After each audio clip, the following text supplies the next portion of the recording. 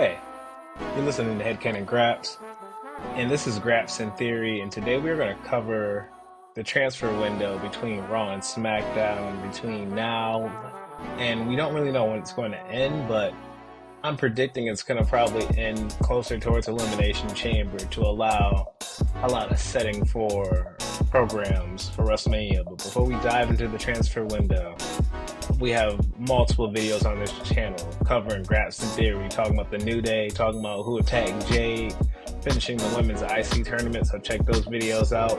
Hit like, hit subscribe, share this video out, drop a comment below about the transfer window, who you want to see swap brands, but let's dive on into it. And let's talk about the purpose of why this is happening in the first place, which is there's a lot of injuries going on, and so due to those injuries, to a lot of different talent, and also getting Raw ready for Netflix on January 6th and getting SmackDown ready to move to 3 hours. We're trying to increase rosters, we're trying to get people set up, and also get all the pieces ready for WrestleMania, because we are about to enter WrestleMania season next year with the Royal Rumble. And so going into that, we want to put everybody on the proper brands for their proper programs. And so I'm diving into some of the programs I want to see going into WrestleMania, and even beyond that, going to SummerSlam and even further. So rock with me, and let's hit on, and let's start with Raw, and let's talk about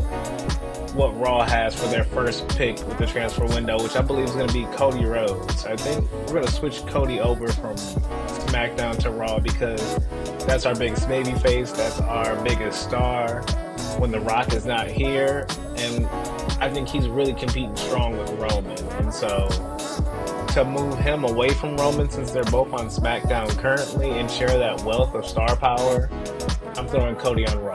Now, for the beginning of WrestleMania season, I'm sure there's going to be some flexibility with Roman going on both shows too, and a lot of these stars going on both shows, but I think Cody's main roster spot will be on Raw once the window is solidified, which then moves me into who I think is going to also be on Raw, but as a new star, and that's going to be Becky Lynch. Becky Lynch has been out and away, just taking her personal time for herself. She left after dropping the title to Liv Morgan earlier this year, and so now we're moving forward. What's she gonna do next?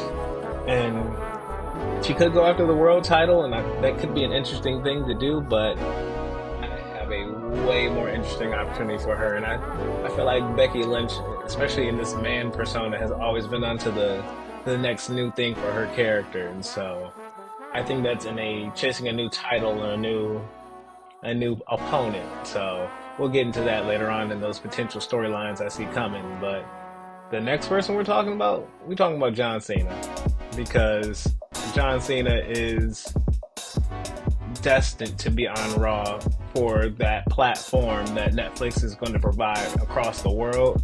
This is John Cena's last year. Well, we want to give his last year that biggest platform to be seen by as many people as possible. So putting John on Raw to begin his year, which maybe he transfers and switches over to SmackDown mid-year at some point, or just to give some SmackDown love, but because that's where he started off at. But at the end of the day, John's going to be on Raw on Netflix, and so riding that wave, I think John's main focus will be one of the world titles of WrestleMania, and so we'll talk about who specifically I think he'll be targeting. But also, to mix it up for Raw, I want to move Shinsuke over here as well, so that way we can have him defend the US title on this brand. Now, I'm not bringing Chelsea Green over here. I want to keep Chelsea on SmackDown. We just had a whole tournament. She just won the title at Saturday Night's Main Event. There was absolutely no point to move her already over to Raw. So let's keep her there, which might not make sense, but there has been precedents before of separating the branded titles from each other, and so having maybe the world tag titles on Raw, or having the world heavyweight title on SmackDown. When Batista took it to SmackDown in '05, and they kept the world tag titles on Raw for the rest of their tenure until they were phased out. So It's been done before, so we can remove the men's US title away from SmackDown and keep the women's US there, and vice versa. So we can have one IC and one US on both brands. I think that's a nice little mixture to have a little flavor of each instead of having just every title look the exact same down the row. So just mixing it up, in my opinion. And that leaves me with, that's my main four for Raw kicking off. It's going to be Cena, it's going to be Cody, it's going to be Becky Lynch, it's going to be Shinsuke. Now moving on to SmackDown, you're probably wondering who are they going to pick, because they lost their big world champion in Cody Rhodes, so clearly they're going to pick Gunther, right? Because they need that world heavyweight championship to have that balance on the show. Well, they're going to pick CM Punk instead, and we're going to pick CM Punk because, and I know, you're looking down, you're saying, hey, wait a minute, he has the World Heavyweight Championship. Well, I've left that transfer window open because, in my opinion, it's probably going to stay open until Elimination Chamber time, which leaves the room open for CM Punk to face Gunther for the World Heavyweight title. I believe that favor from Paul Heyman is actually a world title shot, and he's going to cash that thing in at the Royal Rumble at Lucas Oil Stadium to have that match and actually win the world title. I think it's going to send Seth into a tizzy, and Seth will then go on to win the Royal Rumble. But with that being said, I think Punk's whole focus is then taking that title over to SmackDown and spreading the wealth of star power. There are so many people on Raw already that we're going to have on there that let's bolster up SmackDown. It's starting to look like the lesser show. It looks like it needs more star power, so we'll put Punk over there. And to then bolster up the women's division, we're going to add Charlotte Flair onto SmackDown because she's been gone for a while. Bringing her back, we're going to put her with a new focus as well. We're not doing the Charlotte in the Bank concept. We're not having Charlotte come in to get a world title shot. I know everybody seems to think it's Tiffany and Charlotte at Mania, but I don't think that's the route we're going to go. And so, wait and see what I got for Charlotte down the line. But to provide that balance that I was talking about earlier, we brought the World Heavyweight title over. SmackDown also lost the US title, so let's bring Braun Breaker over here with that Intercontinental title so he can carry that and keep bolstering that up all the way into Mania, where his biggest program will be had there. And so I'm very interested. We'll bring that person over a little bit later on down the line, or maybe they're already on SmackDown. We'll have to wait to see. But in the midst of this, hey, hit like, hit subscribe, and let's keep rocking and rolling, y'all. Because I got Seth Rollins coming over to Raw, from Raw to SmackDown now. Because of the sheer fact that he is obsessed with CM Punk. That Rumble win is going to bring him and help him get over here. So that way he can then chase him down to WrestleMania and face him for the World Heavyweight title. So that leaves us with, we're looking at Seth Rollins, Charlotte Flair, we're looking at CM Punk, and then Braun Breaker, the World Heavyweight and the Intercontinental Champion, being moved all onto SmackDown. But now let's head on over to Raw and see what they're cooking up over on Raw. And that just happens to be the Viper Randy Orton being moved over, because though you would think where I would lead Randy to would be what you see on TV, I think they've put the seeds for where Randy is actually going to go. And the fact that Randy said, hey, to Cody, it's only a problem with you and you teaming with Roman and all this other nonsense you're doing. It's only a problem until you make it a problem for me. And now Randy has been put out multiple times in multiple windows. Randy has had a awful win-loss record this past year, so I think him switching over to Raw, I think Uncle Randy's gone. I think it's time for heel Randy to come back, and I think he's going to turn on Cody. And I'll tell you when he's going to turn on Cody a little bit later, but that moves us on to Oba Femi, which I might cook my video and cook myself right away by putting this out here, but I'm going to say it now. I don't think Oba is going to beat Trick Williams for the NXT Championship. I think Trick could benefit from staying down at NXT and having a longer reign with that belt, building himself up, while I think Oba, that NXT North American title was a great run for him. And so to have him now switch over and move towards the main roster and going after a main roster mid-card belt. I think that's the main goal, and that won't be the first thing he does when he gets up to the roster. I think we're gonna let him have some fun matches, get him established, get his power established, and just build up his aura on the main roster. And then we'll have him go after the US title, maybe in the future, or maybe the IC title. But in this regards, we'll have him move up there and build up his aura, and I got a nice little fun match for him planned at WrestleMania, so stay tuned for that. And that leads me then to talk about Io. If you're watching this, Io has now entered the women's IC tournament, and I have her now winning the tournament. Yes, if you've watched my video, you would say, oh, I thought you said Alba Fire was going to win the tournament. Well, hey, guess where Io landed in? The same triple threat as Alba Fire. And so, she's going to take the same route that Alba had to the title, and she's going to win the IC title. And then she's going to start having crazy, fun TV matches with that belt, which we've already seen her doing this entire time, this whole past year. It's built her up so strong enough to become a babyface from a heel with barely any promo. Like, no promo usage in this whole babyface turn. It's just been straight work rate and just energy and crowd engagement. Io knows what she's doing, and so big plans for her at WrestleMania, rocking with that IC title. And that leads me to lastly bring up the new person on the show. No fear, Penta L0. And we're going to bring him over from AEW. And I have a specific feud for him to kick off with that might be an eye roller for some folks. But when we get him into that space, I think him going after Legado del Fantasma, having that reunion with Santos because they used to be on Lucha Underground together, and then him breaking each one of those members of that group one by one, to then break them, have them lead under him, and then they refocus themselves also on the US title, because it's not just about the world title, it's just not about the WWE title. We want to also make sure we keep the presence and the push behind those mid-card titles. So having a refocused singles Penta with a whole group behind him chasing after the US title, and Penta does what the group originally couldn't do before with Humberto, with Angel, and with Santos multiple times trying for the US title. Penta's the one to finally bring that into the group down the line. Just something I'm rocking with, something I'm trying to set up for the future. So let me know what you think about that. But that brings our whole roster up. Wait a minute. You thought I was going to forget my boys, the New Day. Well, the New Day actually are going to stay on Raw.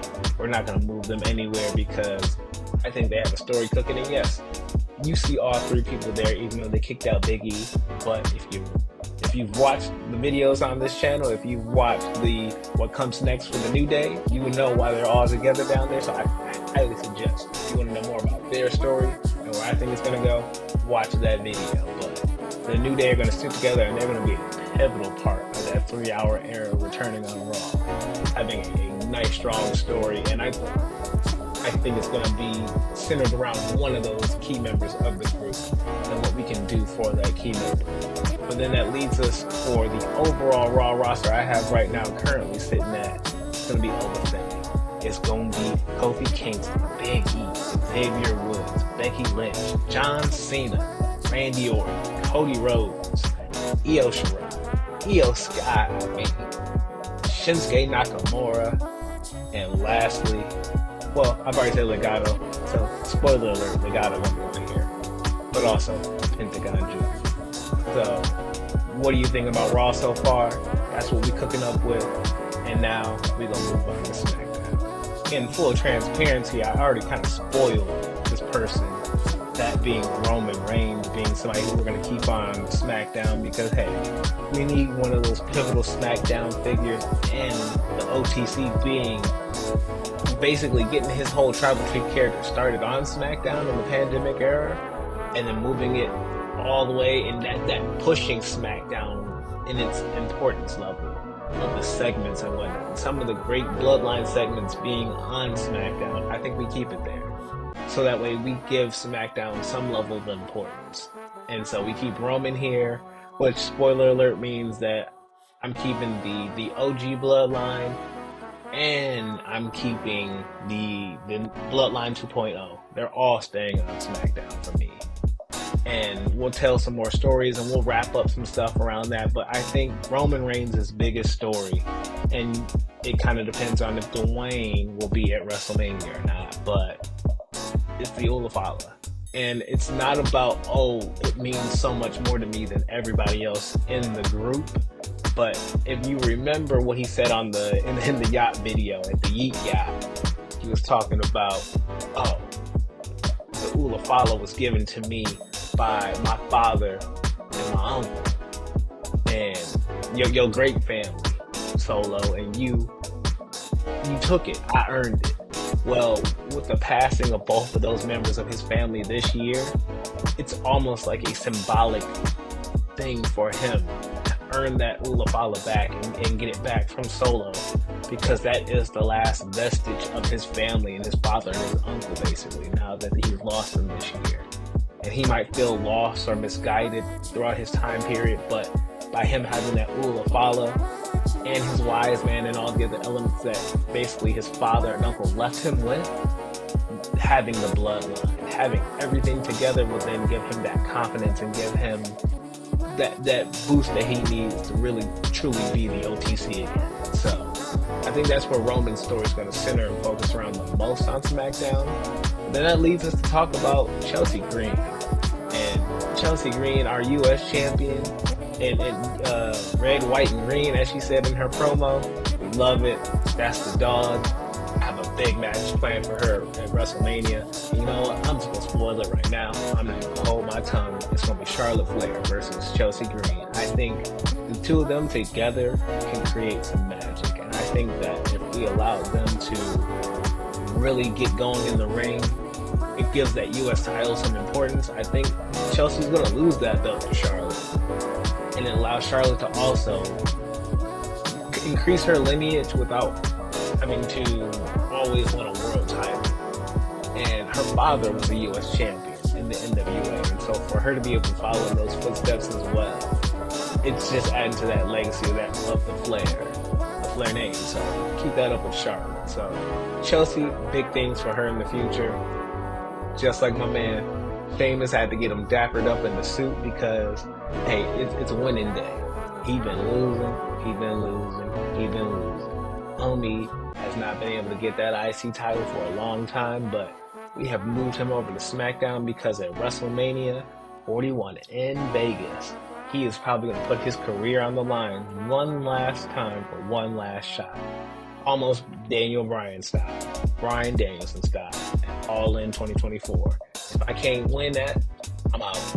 And so I think Sheamus puts his career on the line for the IC title and beats Braun Breaker to finally win the Intercontinental Championship.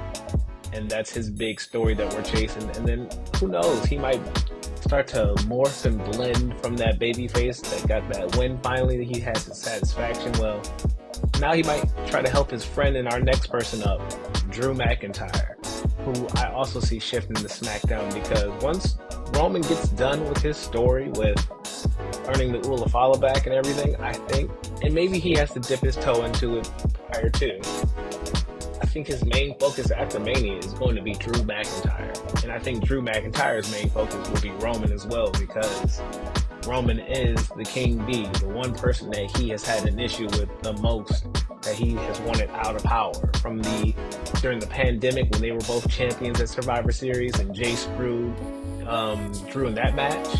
When we have the Clash at the Castle match where he was screwed by Solo at the end. All these different instances of them being screwed over and just messed over by him. Backlash after WrestleMania 38 in the six-man match, they were screwed over with Drew and RK Bro. And so when we're looking at what comes from the future, I think Drew's coming to get his back in blood, and I think he will end up getting a win over Roman in the future. And so I think the start of his story comes with him moving to SmackDown. And lastly, we have the Meta Girls, Jakar Jackson and Lash Legend being moved to SmackDown. I think earlier this year, We had a good trial run with them, seeing what they could do. They had a good month or so on the main roster, multiple shows on Raw, SmackDown, and having their time on NXT as stars. I think now is the time to bring them up. And eventually down the line, we're going to get some new women's tag team champions in Liv Morgan and Raquel Rodriguez. And I think that Lash Legend and Cara Jackson will be the ones to defeat them for those belts down the line in the future. So when we're looking to build them up, we want to get them on the main roster now, start getting them some wins, start establishing Lash a little bit more in her power spots, and getting Jakara her speed spots and her technical spots that she can do. And so giving both characters some time to shine and spotlights, so then the crowd can be behind them when we do get that chase for the women's tag titles. And so let's see what we can cook with that. But the main overall SmackDown roster now is looking like Drew McIntyre. It's looking like Sheamus. We got Seth Rollins, Charlotte, Jakara Jackson, CM Punk, Lash Legend, Braun Breaker. We got, is that the OTC? Roman Reigns. And then we got Chelsea Green. All heading up SmackDown. So going into this third round, I want to speed it up when we get to Raw. And so we're going to look at everybody who's going to come to the show. Starting off with LA Knight, who coming out of his feud with Shinsuke Nakamura, I don't think it's going to end fully on SmackDown. We might take a quick pause, have a little interaction in the Royal Rumble, and lastly end the Elimination Chamber. And he'll have his last opportunity at it there, where if you see my New Day video, there's a possibility LA Knight will win that match. And if not, it's the inverse. Somebody else is going to be in that match for the U.S. title, and I can see LA Knight doing some other things on Raw. Next up, we're looking at Bianca Belair, and she's going to be my Women's Royal Rumble winner for 2025, and she's going to challenge Rhea Ripley for the Women's World title. These two have been avoiding each other, or kind of like riding parallel to each other for a nice while now. If you jump back to 2021, I believe, it was the Royal Rumble that year where it was still in the Thunderdome, and they were the last two scrapping for it after they got Charlotte out the match. They both would then go on to WrestleMania 38 that year. Nope, not 38, 37, where they would both end up women's world titles that year. Then they would go to the next year's WrestleMania, where Bianca walks in as champion, Rhea walks in as challenger after winning the Royal Rumble this year, that previous year, wins the belt off of Charlotte. The next night, Bianca defends her title against Asuka successfully. And so they had that segment on Raw the night after WrestleMania 39, where they both were in the ring holding their titles up like, hey, we're going to clash eventually. And so the next time we would have a little interaction with them was this past War Games, where they were kind of butting heads prior to the match actually starting. And so I truly do believe that was kind of that beginning sparks of their program leading into WrestleMania. And so I would love to see these two finally clash, and it's been building up, and it's about time that we finally have this match happen. We've already talked about what I want to see out of Legado del Fantasma, and so we look at Logan Paul over there. It was announced at the Netflix kickoff that he would be moving to Raw. Cool. I could see before Gunther loses to CM Punk a Raw match between Gunther and Logan Paul for the World Heavyweight title, because we want to promote that Raw brand on Netflix, and so a big main event would be that match, and Gunther's going to win. Logan Paul is not going to win that match. And lastly, keeping Gunther on Raw, because his Mania destination, he doesn't have the world title, but homie will be facing Goldberg, and he will retire Goldberg. I've been talking about it on the WrestleHook podcast. I've been talking about it on this channel. Goldberg will be taking his final bow against Gunther at WrestleMania, and that will be one of the mainstream moments to try to promote Gunther as a bigger star. Now, looking at the Raw roster, we're looking at Bianca Belair with the Women's Royal Rumble win. We're looking at Rhea Ripley with the world title. We're looking at Cody Rhodes with the WWE title. We're looking at Becky Lynch, Oba Femi, the New Day with Kofi, Biggie, and Xavier, Cena, and Orton. We're looking at EO with the IC title. We're looking at Gunther. We're looking at Goldberg, Shinsuke Nakamura with the US title, Penta, and Legado del Fantasma, all on Raw together. And that means that our focus players for the men are going to be all the people I just got done naming, but with an addition of Pete Dunne, aka Butch, and R-Truth. And you might be like, yo, what are you talking about? For our tag teams, I think Legato's gonna get their name in there. We got some other teams that are gonna get their name in there too, but I think we're gonna have a homegrown built team of R-Truth feuding with Butch, the bar style, not best of 7, but R-Truth and Butch are gonna have a feud, and by the end of it, Pete Dunne's gonna actually fold and give into the name Butch. They're gonna become this like you wouldn't expect it partners tag team, and they're gonna go to WrestleMania and they're gonna win the World Tag Team titles. From who?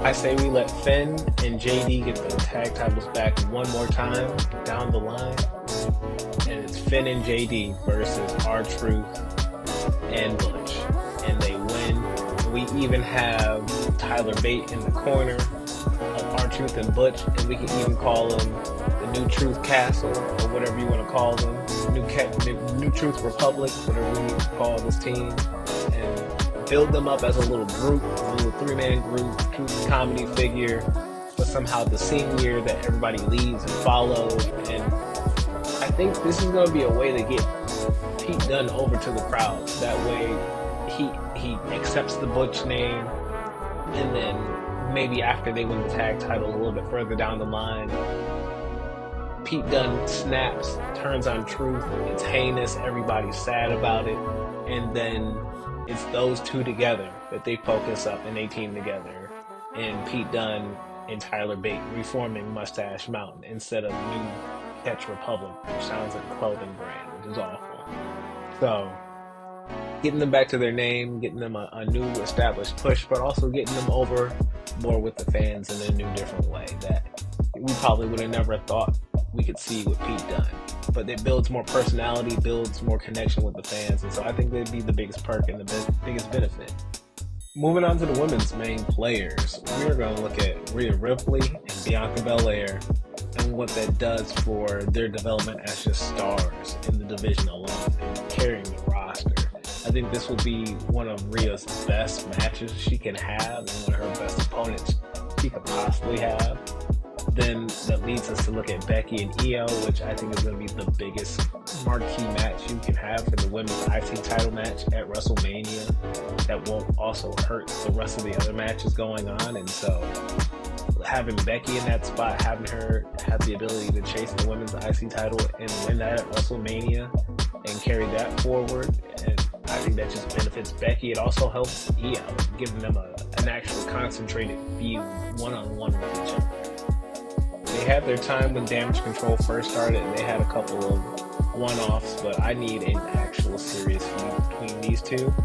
And we also see a serious feud brewing between the PFC, the Pure Fusion Collective, and Dakota Kai of Damage Control. We see it happening through the IC tournament happening on Raw right now, and I think that Dakota's also going to be dealing with them even post-tournament, where they're going to wrestle each one of them one-on-one. Shayna probably being one of the biggest threats for her to have to overcome, because she actually never beat her in the triple threat match. She only survived Shayna, so I could see that being an element to this. We're also waiting for Asuka to come back so we can then add her back to the group, add her back to the roster, and then I think later on you're going to see SmackDown's roster and you're like, whoa, like, what did you do? You did Raw dirty compared to SmackDown. Well, I'm leaving Raw open for, to me, when we have the draft after WrestleMania, I've instantly seen Roxanne Perez on this. I'm seeing that's really a room open for a Julia, or a room open for Stephanie McCurry to move up and take that spot. And so I think we're leaving space open for Raw to grow what we have on the division, but then add some more after WrestleMania and the programs have concluded. And so with that for Raw, that takes us to SmackDown to finally talk about who we have as the big finalists on SmackDown. And to me, I'm looking at moving American Alpha over there. I think they've had a lot of losses in recent history, and so to move them over to SmackDown to allow them to be able to not only pick up up some wins, but also jump into that tag division with DIY, with the Street Profits, and with the Motor City Machine Guns. I think American Made would add a lot more just power to that division that we don't currently have in it. Ivy getting to cut her teeth in the women's division amongst all those stars and all the people I'm going to have in that division. You already see Raquel and you see Liv right next to them, loaded up with the women's tag titles. They don't have them right now, but I see in this window, probably even prior to WrestleMania, I could see them getting those tag titles around their waist. And KO is staying on SmackDown. His conquest is not only just going to shift towards Cody and his best friend and taking care of that, he's also going to finish up his business with other people who have gone after the bloodlines we trust and was friends with. And that includes Sammy. I think Sammy is going to be one of his biggest targets he's going after. And Sammy is also going to be on SmackDown for the sheer fact that I think it's time that we bring them together. We had them separated randomly after WrestleMania, which I'm mad they didn't bring this up, but when Cody asked for Jay to come over to Raw, that meant that SmackDown got a person in the future, and that person in the future just happened to be KO. And so when they took KO over to SmackDown, KO was left on an island to himself and have to be with a bunch of different people again. KO being able to form a friendship with Drew McIntyre and Seth Rollins, people who are against the bloodline, people who he has previously feuded with in the past, but also had friendships with in the past. Him and Seth used to be best friends, and that used to be a thing that he had on a match at WrestleMania 36 over the fact that they used to be best friends and their friendship broke up. And so those two rekindling their friendship against the bloodline to chase down people and to get vengeance on people who turned their backs on them, you can fully see coming down the line. And for me, I also move Lyra over here because I don't want Lyra on Raw. I don't want Lyra near Becky. I'm just kind of good with the Becky Lyra thing. I want Lyra to be separate from Becky and develop her own identity. And with Becky coming back, I need them separated. So that brings me to having her move to SmackDown. And so when we're looking at my final roster, we're looking at the LWO. They're over here on SmackDown. We're looking at American Alpha, American Made. I did it again. We're looking at Drew McIntyre. We're looking at Sheamus. We're looking at the Meta Girls, Lash Legend, Jakara Jackson. We're looking at Jey Uso. We're looking at Jimmy Uso. We're looking at Seth Rollins. We're looking at Sami Zayn, Charlotte Flair, CM Punk as the World Heavyweight Champion, Braun Breaker as the IC Champion. We got Liv and Raquel with eventually the women's tag titles coming over. Roman Reigns. We got Solo Sikoa over there with the Yeet shirt. We got Jacob Fatu doing his thing alongside Tama Tonga and the true tribal chief, Tonga Love. I couldn't even say it with a straight face, y'all. I'm sorry, I messed that one up on my own, but you know, that's the king right there. We support all our kings. And so the big men's players coming out of this, we got Chad Gable getting his shine. We got Drew McIntyre and Sheamus possibly also rekindling that friendship and that feud. We gonna have Jey Uso getting his thing back with Jimmy and them being able to focus towards that GOD, Gorillas of Destiny, that's Tonga Loa and Tama Tonga. Hopefully maybe having them have a tag match and all people can get healthy in that equation. Braun losing his IC title to losing it to Sheamus, that leaves him open to then chase that World Heavyweight title that we already kind of saw him eyeing before. And who knows who that could be against. Braun could be going against a Punk, a Rollins, a Drew in the future. Maybe Drew McIntyre has gotten a hold of the World Heavyweight title. All these different people. Braun Breaker having a match with is exciting. We haven't even touched Roman Reigns yet, so all those potential matchups come from him going to SmackDown and even revisiting some old rivalries with Sami Zayn eventually on SmackDown down the line. Maybe just for a singles feud, just to re-spark some of that energy they had from Money in the Bank and SummerSlam this year in 2024. So, but looking at the big main players for the women, this roster is blown just out of proportion. We got Bayley, Raquel Rodriguez, Liv Morgan, Jakira Jackson, Lash Legend.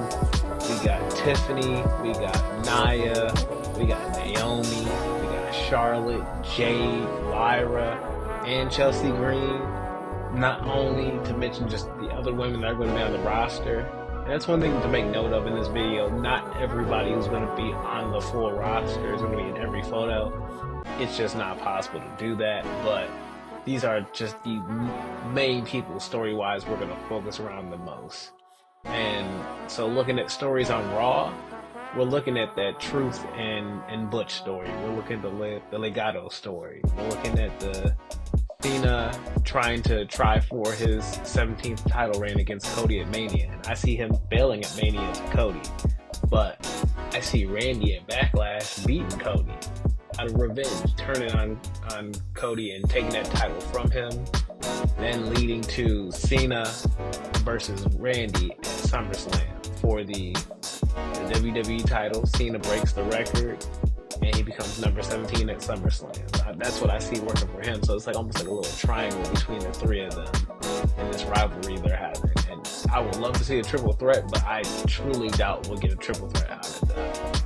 But we also have Xavier Woods winning the US title. This can be from LA Knight or a cleared Big E as US champion. Big E beating Shinsuke Nakamura at Elimination Chamber for the US title. And I could see this then being transferred over to Woods. Woods winning the belt, getting his singles push out of Mania.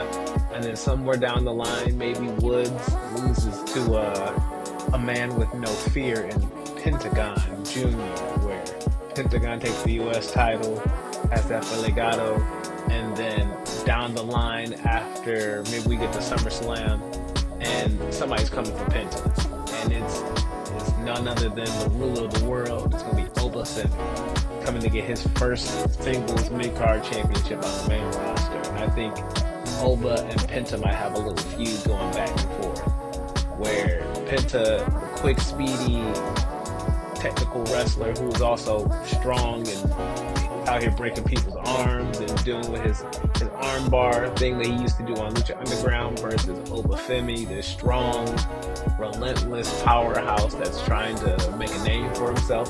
Could easily see that being a feud coming down the line. And like I said, we gonna retire not retiring Gunther. We gonna retire Goldberg at WrestleMania. So we getting that man up out of here, and he couldn't even pick who Asuka was out of the lineup. So we gonna get Goldberg in the lineup as well, with him losing to Gunther and then now being the new and only powerhouse on Raw until him and Oba finally have that clash. And that's what I want coming out of the Gunther match, is basically, hey, I'm the new powerhouse. I'm the new person that I'm taking his spot, and I was already doing that before, but if me beating him has done anything, it's solidified that I'm the greatest. And then now I want Oba to be that person to come challenge that. And for the US title, Gunther and Oba, that sounds like a lot of fun to me at a SummerSlam, at a Survivor Series, at some point down the line, at a showcase event. But with that being said, everybody, what do you all think about this? What do you think of my transfer window? Where would you have people going? Who would you call up from NXT? Is there somebody I didn't call up that you would call up? Comment below, let me know. Hey, I'm trying to build this channel up, so please help me reach my goal of 30 subscribers by hitting that subscribe button. Hit like on this video, share this video out. I have my other videos centered around the New Day, around Jade Cargill and who attacked her, around who's going to win the women's IC title, which now I think is EO. But without that being said, still check out the videos. I think there's a lot of great content that is still relevant to Raw itself today. So hey, check that out and keep your eye out for my Willow Nightingale video and what's next for her. And also check out my video coming up about the best title wins in 2024. So with all that being said, peace and chicken grease, y'all. See you on the other side.